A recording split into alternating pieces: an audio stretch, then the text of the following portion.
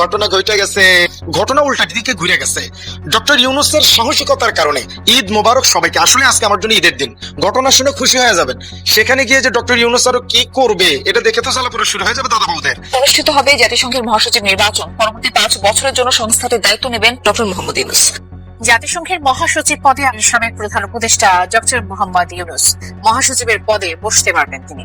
আমাদের মাননীয় প্রধানমন্ত্রী একই করলেন, আমাদের তারেক রহমান সাহেব ভাই একই করলেন। এই কাজটা কেমনে করলেন? যেই ভুল শহীদ জিয়া করেছিলেন, যেই ভুল দেশ নেত্রী বেগম খালেদা জিয়া করেছিলেন, সেই ভুল তারেক রহমান কিভাবে তৃতীয়বার করলেন? কি ভুল করেছিলেন শহীদ জিয়া খালেদা জিয়া, আর কি ভুলটাই করলেন তারেক রহমান? জীবনের অনেক বড় স্বপ্ন আশা পূর্ণ হয়েছে। শান্তা ফাজানের চোপা মারছে, চোপার উপরে লাগাইছে না, একদম চোপার উপরে। তোমার তো নষ্ট মহিলার একটা না, ওরে ডিম খাওয়ানো উচিত ছিল বেটা। গরম করে ওরে সুন্দর করে ডিমটা ফুটাইয়া গরম পানি দিয়া জায়গা মতো ডিম খাওয়াইতে ডিম। জনাব তারেক রহমান সাহেব, আপনার রুচির পরিবর্তন করুন। আপনার রুচি নষ্ট হয়ে গেছে। আপনি উপদেষ্টা বানিয়েছেন রাশেদের মতো একজন বেয়াদব, এমনকি একজন চাটুকারকে। তাহলে এই প্রধানমন্ত্রী এই উপদেষ্টা থেকে কি উপদেশ নেবে, আর এই রাষ্ট্রের কি অবস্থা হবে? জানেন এই পর্যন্ত বর্তমান জাতিসংঘের মহাসচিব, নবম মহাসচিব, তিনি হচ্ছেন অ্যান্তোনিও গুতেরেস, তিনি হচ্ছে পর্তুগালের নাগরিক। এই পর্যন্ত এশিয়া মহাদেশের দুজন জাতিসংঘের মহাসচিব পেয়েছেন। একজন হচ্ছেন উথান্ড মায়ানমার, একজন হচ্ছে বান কি মুন দক্ষিণ কোরিয়ার। এই দুইজন হচ্ছে দক্ষিণ এশিয়ার মধ্যে মহাসচিব জাতিসংঘের।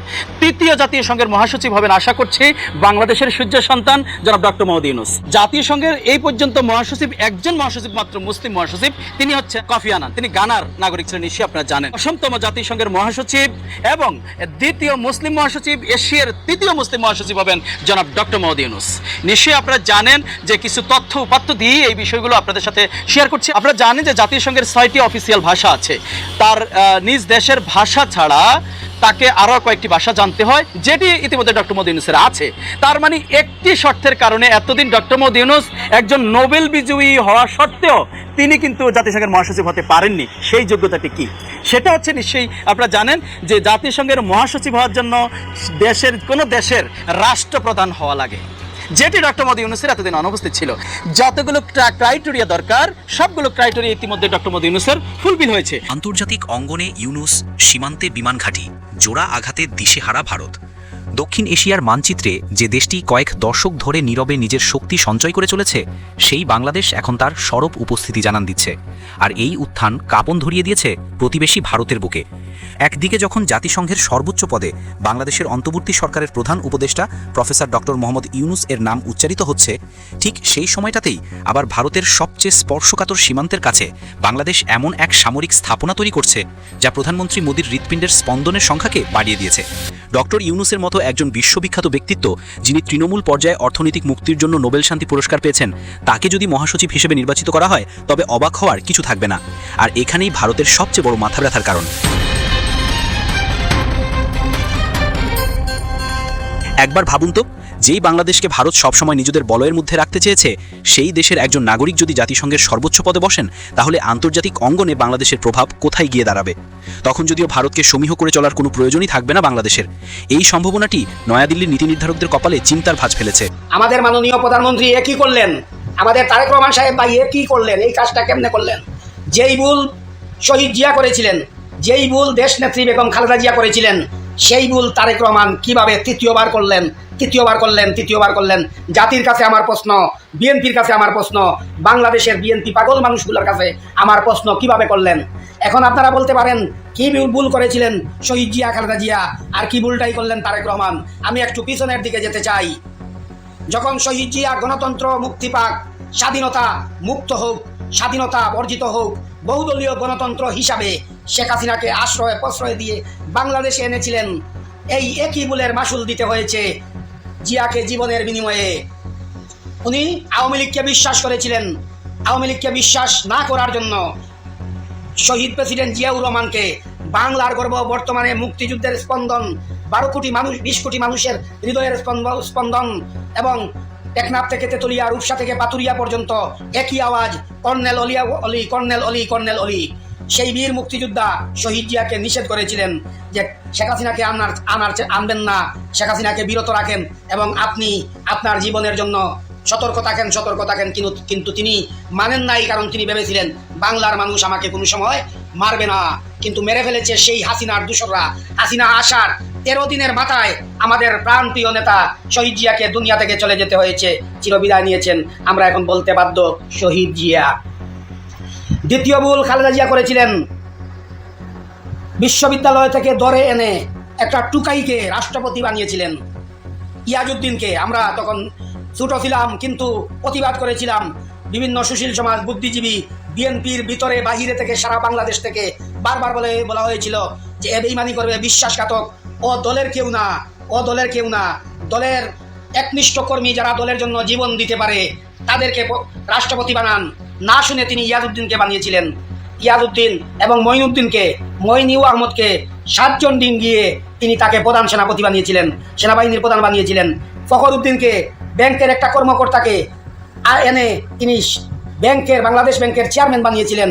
পরিণামে কি হয়েছিল? পরিণামে 111 এসেছিল এই ষড়যন্ত্রকারীদের কারণেই। এই মঈনুদ্দিন, ফখরুদ্দিন, ইয়াজউদ্দিনের কারণে তারেক রহমান মেরুদণ্ড ভেঙে দেওয়া হয়েছে, আরাফাত রহমান কুকুকে বিদায় নিতে হয়েছে, খালেদা জিয়াকে জেলে যেতে হয়েছে, এবং আওয়ামী লীগের হাতে ফলে বলে কোলে কৌশলে আমাদের প্রাণপ্রিয় নেত্রী খালেদা জিয়া তার জীবন উৎসর্গ করেছিলেন বাংলাদেশের মানুষের জন্য। কিন্তু এই বেঈমানেরা এখনো রয়ে গেছে। কিন্তু তারেক রহমান এই ভুল কিভাবে করলেন, যেটা পরিষ্কারভাবে হুঁশিয়ার করে দিয়েছেন সেই কর্নেল অলি, যিনি 100 বছরের রাজনৈতিক ইতিহাসের সাক্ষী।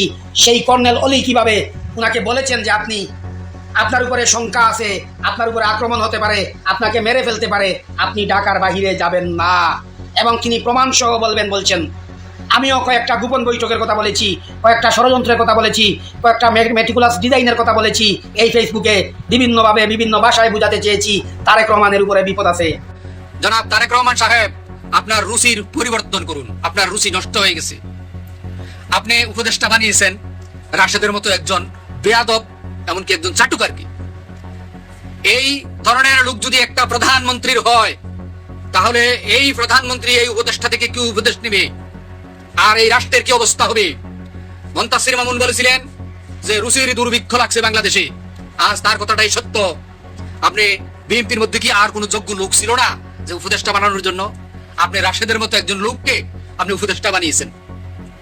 রুচির দুর্ভিক্ষ যদি এতটা অধপতনে হয়, তাহলে আপনি কিভাবে রাষ্ট্র চালাবেন? চিন্তা ভাবনা যদি এতটা নিম্নমানের হয়, তাহলে এই দেশ কিভাবে উন্নত হবে? এই জাতি আপনার কাছে কি আশা করতে পারে? আপনি একজন উপদেষ্টা বানিয়েছেন, বিএনপির মধ্যে সিনিয়র পার্সন অথবা ইয়ং জেনারেশনের মধ্যে আর কি কোনো যোগ্য লোক ছিল না যে একজন উপদেষ্টা বানানোর? আপনি হ্যারি বানাইছেন উপদেষ্টা। এই উপদেষ্টা আপনাকে কি উপদেশ দিবে, আর আপনি কি তার উপদেশ ধরে চলবেন? তাই রুচির পরিবর্তন করুন। এই জাতি সচেতন। আগের দিন বাগে খাইছে, সেই দিন চলে গেছে। এখন নতুন প্রজন্মের নতুন বাংলাদেশ, তার সাথে মিল রেখে চলতে হবে। রুচির পরিবর্তন করুন। বন্ধুরা, ক্ষমতার পরিবর্তন হলেই কি একটি দেশের সাধারণ মানুষের জীবনের সব সমস্যার সমাধান হয়ে যায়, নাকি রাজনৈতিক টেবিলের আড়ালে তৈরি হওয়া নতুন কোনো গোপন কৌশল দেশের পুরো রাজনীতির সমীকরণ আবার বদলে দেয়? যখন ক্ষমতার সবচেয়ে বিশ্বস্ত কোনো মানুষ হঠাৎ প্রকাশ্যে নিজের সরকারের ব্যর্থতার কথা স্বীকার করে বসেন, তখন সেটা কি কেবলই সত্য কথা বলা, নাকি এর পিছনে লুকিয়ে থাকে বড় কোনো রাজনৈতিক পদ দখলের মাস্টার প্ল্যান? আজ আমরা রাজনীতির এমন এক নাটকীয় মোড় নিয়ে কথা বলবো, যেখানে ক্ষমতার হিসাব নিকাশ হঠাৎ করেই এক নতুন জটিল রূপ নিয়েছে। বন্ধুরা, দীর্ঘদিনের জটিলতা দূর করে নিত্য প্রয়োজনীয় জিনিসপত্রের দাম কমবে, গ্যাস বিদ্যুতের সংকট কেটে জীবনযাত্রা আরো সহজ হবে, এমনটাই ভেবেছিল সবাই। কিন্তু বাস্তবে কিছুদিন পার হতেই পরিস্থিতি ভিন্ন দিকে মোড় নিতে শুরু করে। নিত্যপণ্যের অস্বাভাবিক মূল্য বৃদ্ধি, ইউটিলিটির বিলের অতিরিক্ত চাপ, আর সাধারণ মানুষের ওপর আর্থিক টানাপোড়েন যেন আগের মতোই রয়ে গেল। এমনকি ছোটখাটো ব্যবসা ও পরিবহন খাত থেকেও যে চাঁদাবাজির কালচার, তা পুরোপুরি বন্ধ হয়নি, শুধু হাত বদল হয়েছে মাত্র। এই চরম অসন্তুষ্টজনক সুবিধা নিয়ে বিরোধী দলগুলো যখন ময়দানে সরকারের তীব্র সমালোচনা করছিল, ঠিক তখনই ঘটে গেল এক অবিশ্বাস্য ঘটনা। সরকারের অন্দরমহল থেকে খোদ একজন জ্যেষ্ঠ মন্ত্রী ও দলের অত্যন্ত প্রভাবশালী নেতা সরাসরি সংবাদ মাধ্যমের সামনে নিজের দলের প্রশাসনের স্থবিরতা, ঘুষের প্রভাব এবং সরকারি ক্ষমতার নানা ব্যর্থতার কথা প্রকাশ্যে মেনে নিলেন। এতদিন ধরে বিরোধী দল জামাত বা এনসিপি যেসব অভিযোগ তুলছিল, বন্ধুরা, খোদ সরকারের ভেতরের এত বড় ব্যক্তিত্বের মুখে ঠিক একই কথা শুনে রাজনৈতিক মহল তো বটেই, সাধারণ মানুষের বড় ধরনের ধাক্কা খাইছে। তবে রাজনীতির টেবিল কখনোই এতটা সরল হয় না। অভিজ্ঞতা থেকে পর্যবেক্ষকরা বলছেন এই স্বীকারোক্তি কিন্তু কোনো ভুল বা আবেগের বশে বলা কোনো কথা নয়। পুরো ব্যাপারটি যদি আমরা একটু গভীরে গিয়ে বিশ্লেষণ করি তবে আপনারা দেখবেন এর পিছনে রয়েছে অত্যন্ত চতুর এক রাজনৈতিক হিসাব। তিনি সরকারের সার্বিক ব্যর্থতার কথা সরাসরি স্বীকার করে একদিকে যেমন ক্ষুব্ধ জনগণকে সহানুভূতি কুড়ালেন, অন্যদিকে খুব কৌশল করে প্রধান নেতার একটি আলাদা ইতিবাচক চিত্র তৈরি করে রাখলেন। এতে নিজের দলের প্রধানের সাথে সম্পর্ক পুরোপুরি তছনছ হলো না, আবার সাধারণ মানুষের চোখে তিনি হয়ে উঠলেন এক সাহসী ও সত্যবাদী মুখ। তিনি আসলে কি বলেছিলেন? তিনি বলেছিলেন 5 মাস যাবৎ সরকার চালাচ্ছি আমরা, এখনো দুর্নীতি চাঁদাবাজি সবকিছু হচ্ছে, শুধুমাত্র পরিবর্তন হয়েছে জনাব তারেক রহমানের মধ্যে, বাকি কারোর ভিতরে তিনি পরিবর্তনের ছিটাফাটাও দেখতে পাচ্ছেন না। এই কথাটা বলছেন মির্জা ফখরুল ইসলাম আলমগীর। এখন মূল প্রশ্নটা হলো কেন হঠাৎ এই ধরনের নিরপেক্ষ ও সত্যবাদী ইমেজ তৈরি করার এত বড় প্রয়োজন পড়লো তার? রাজনীতির করিডোরে জোর গুঞ্জন এর মূল লক্ষ্য নাকি দেশের সর্বোচ্চ সাংবিধানিক পদ বা রাষ্ট্রপতির চেয়ার। সামনেই রাষ্ট্রপতি নির্বাচন, আর এই পদে বসতে হলে কেবল নিজ দলের সমর্থন থাকাই যথেষ্ট নয়। একজন রাষ্ট্রপতিকে পুরো দেশের কাছে গ্রহণযোগ্য এবং অত্যন্ত দৃষ্টান্ত দল নিরপেক্ষ হিসেবে জহির করতে হয় বন্ধুরা। নিজের সরকারের ভুল ত্রুটি প্রকাশ্যে তুলে ধরে তিনি আসলে বিরোধী শিবিরের দৃষ্টিতেও নিজের গ্রহণযোগ্যতা বাড়িয়ে রাখলেন আর কি, যাতে সঠিক সময়ে বিরোধী দলের পরোক্ষ সমর্থন তিনি পান এবং কোনো অসুবিধা যেন না হয়। কিন্তু রাষ্ট্রপতির এই পদ পাওয়ার পদটা আইনগত ও রাজনৈতিক দিক থেকে মোটেও সহজ নয়। এর জন্য অনেক জটিল প্রক্রিয়ার মধ্যে দিয়ে যেতে হয় বন্ধুরা। বাংলাদেশের সাংবিধানিক নিয়ম অনুযায়ী রাষ্ট্রপতি সংসদ সদস্যের সরাসরি ভোটে নির্বাচিত হন, ফলে এর পদের জন্য লড়তে গেলে তাকে বর্তমান মন্ত্রিত্ব ছাড়তে হবে, জাতীয় সংসদের সদস্য পদ থেকে পদত্যাগ করতে হবে এবং একই সাথে দলের সমস্ত গুরুত্বপূর্ণ পদ থেকে আনুষ্ঠানিকভাবে সরে দাঁড়াতে হবে। সংসদীয় আসন খালি হলে সেখানে আবার নতুন করে উপনির্বাচন হবে। অর্থাৎ এক বড় প্রাপ্তির জন্য তাকে বর্তমানে নিশ্চিত পদ পদবিগুলো এক প্রকার বাজি ধরতেই হচ্ছে বন্ধুরা। তবে এর জন্য একটা দিকও আছে।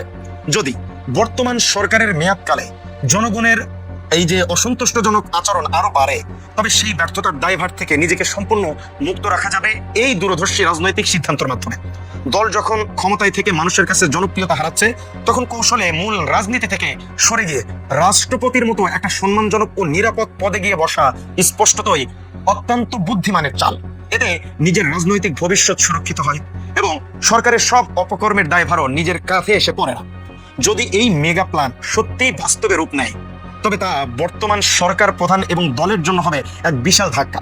নিজের সবচেয়ে ঘনিষ্ঠ এবং অভিজ্ঞ সহযোগী যোদ্ধা যদি এভাবে